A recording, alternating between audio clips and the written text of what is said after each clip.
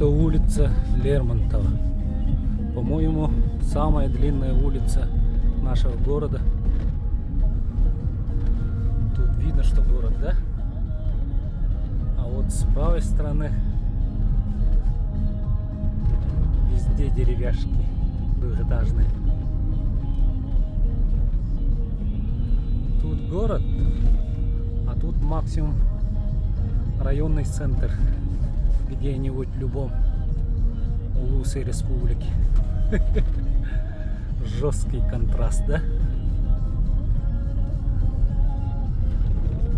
Тут же целые микрорайоны сразу строятся. Почему бы здесь не начать строить? Как-то не соответствует центру города.